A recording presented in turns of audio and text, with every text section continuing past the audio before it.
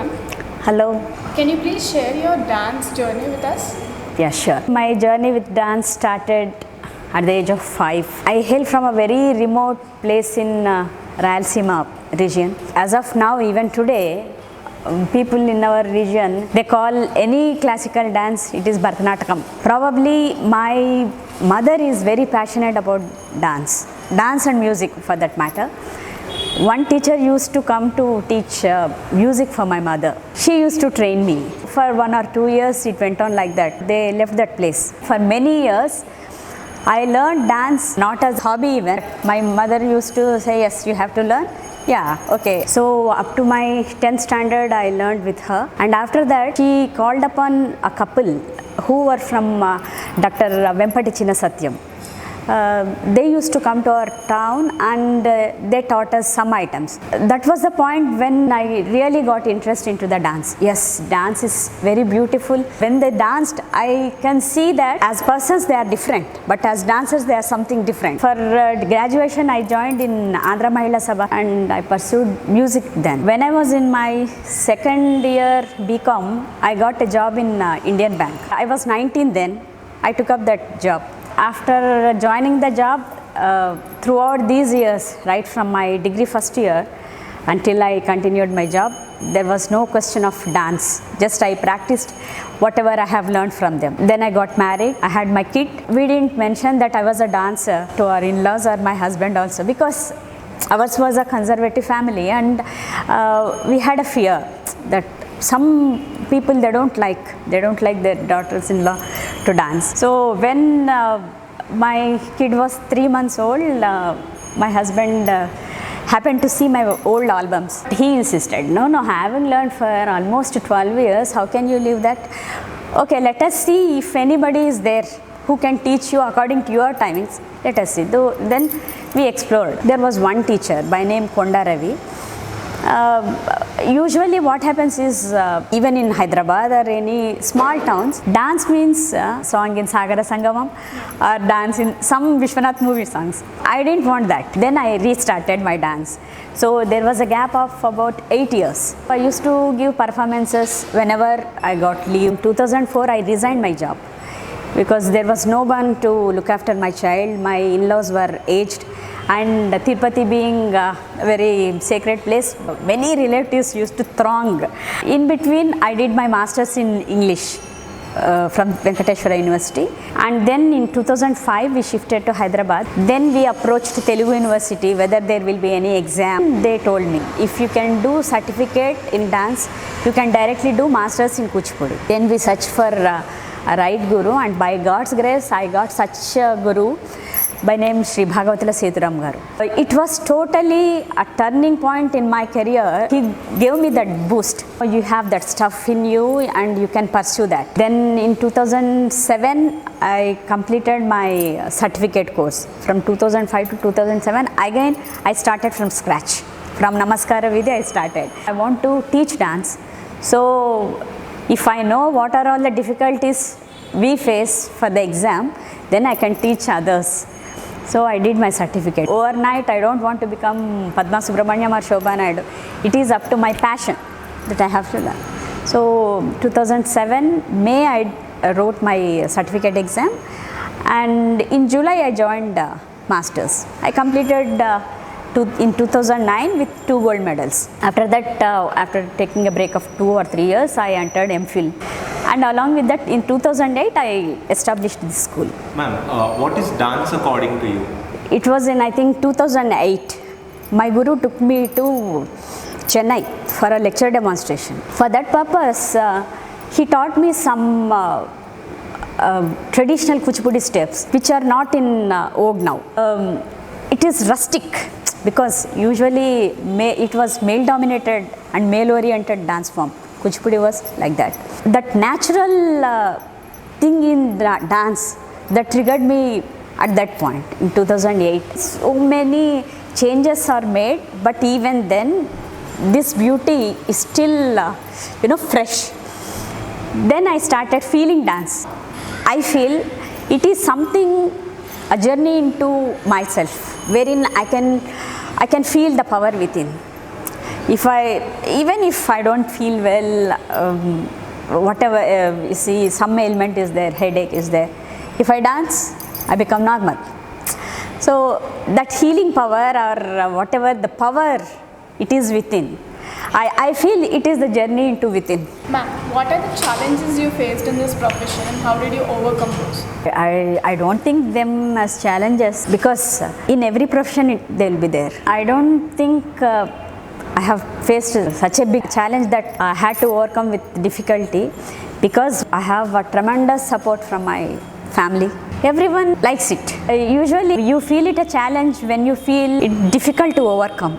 I didn't feel anything difficult. I'm traveling like that. And what are the degrees available for the student who is aspiring for becoming a dancer? In Telugu University we have certificate course and diploma course. Both of these courses they can be done privately. Colleges are there, music colleges are there, but you need not attend regularly. You can learn from any guru. Like our institution is a private one, and once they complete the syllabus of theory and practical, they can directly appear for the exam. These are the privately done courses, and after that you have masters. Prerequisite is that you can be a bachelor of any degree, any faculty, sciences or commerce or whatever. If you have a certificate, you can directly do masters.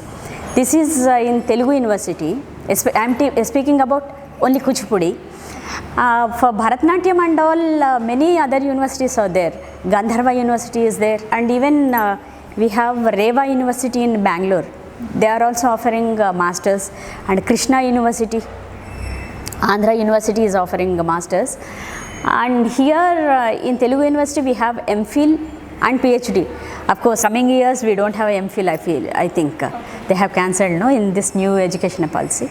Directly you can do PhD. Youngsters who want to pursue all these degrees, it is a plus point if they complete one exam called NET, National Eligibility Test, which gives eligibility for PhD as well as lecturership if they are below 28. While doing PhD, if you are below 28, you will be paid a stipend of 32,000 per month for pursuing your PhD. This is a prerequisite for professorship also in universities. If you want to become a performer, I think it is a little bit a challenge task. This scenario has to be changed. But teaching wise, if you want to go into research, it's of course a good option even. Ma'am, how does the national education policy affect arts? Government sees that there should be an overall development. When we used to be in our school days, SUPW was there, moral instructions were there, but it is up to the individual, especially the parents, how they take. I feel in Telugu speaking states, we are very much inclined towards maths, physics, chemistry, engineering or arts.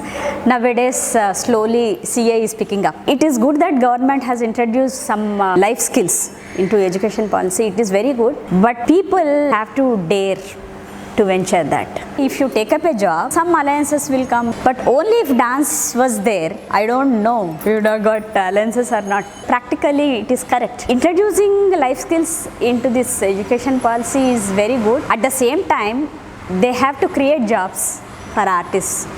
After formation of Telangana, I have seen many developments in arts because they have introduced dance, music in curriculum itself. If you take Kerala, it is in their curriculum. Music and dance, yoga, it is in their curriculum. It's not extracurricular, it is curricular activity. Even school competitions or zonal level competitions are taken so seriously that they practice for hours and hours. And of course they have that in their state.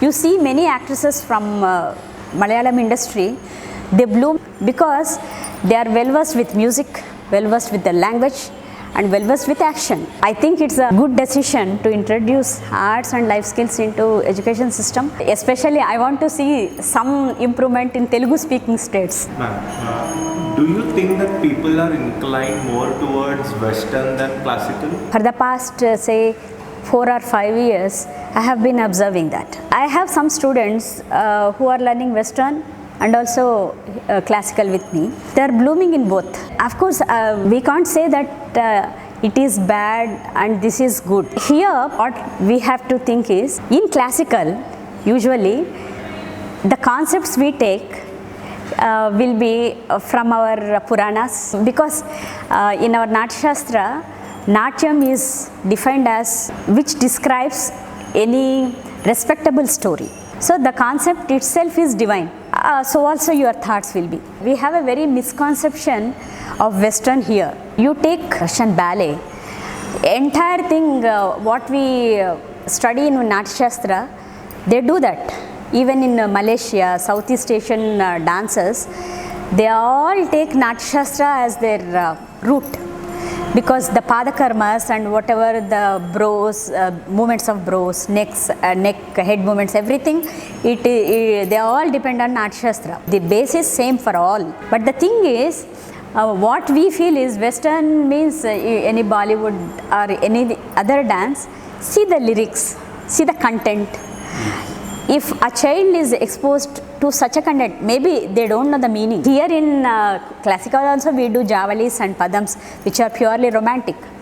But the thing is, there is a limit. We can't show everything in dance. We can't show everything on the stage. That much confinement we have.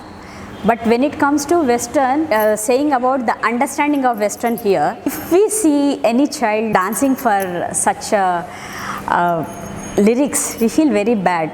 Usually we don't allow our children to listen to bad words, and we say everything, and if we allow our kid to learn all these things, even in music also, not all Annamacharya Sankirtanas can be sung by a kid. Because there are Sringara Sankirtanas, you have to understand the meaning, and then you have to let the child know the meaning. At this point, they may not be knowing that. When they grow up, if they think about that, they should not feel shy. They should not feel shamed. Ma'am, what is that which is making you tremendously interested in dance? Teaching dance has made me take a decision that I continue in this career. Teaching is something in which you take a generation into your hands. For example, in our town itself, one of our relatives, she asked me, Srilata, Kuchipudi means only dancing for Sagara Sangamam and Shruti Layalu songs. I felt very bad. Why is this pathetic situation prevailing? Even after we have stalwarts from Kuchipudi Bhagavatal families. But people, they don't know how to teach, and they think that usually audience like those songs. It is very easy to imitate, but keeping aside all the tradition, you are spoiling the generation. Entire generation, they don't know what exactly this is. So when I took up this as a profession, I thought, no, I have to justify this to the extent possible. Let me not spoil that. Let me take up this as an art which makes you not only realize yourself, it can give you relaxation along with some livelihood. If I had been in a bank, maybe I had been some scale 3 or scale 4 manager by now. But this satisfaction is different. Then I thought, let me be frank to my disciples, and also I have to justify that. It is very much justified if I transmit same thing to my disciples and they transmit to their disciples. That's what drives me. But one thing was there, whichever I take up, I want to see its end. Be it studies or music or whatever, I had that, just to gain some knowledge in that. That's how I started learning dance. Thanks to my parents, never did they pressurize me. After doing MPC, I wanted to do BCom. They accepted. I did BCom. After that, I did my master's in English. Of course, my husband accepted. So my career, whatever I wanted, I was allowed to do. This is totally my continuing journey in dance. Thank you so much for sharing.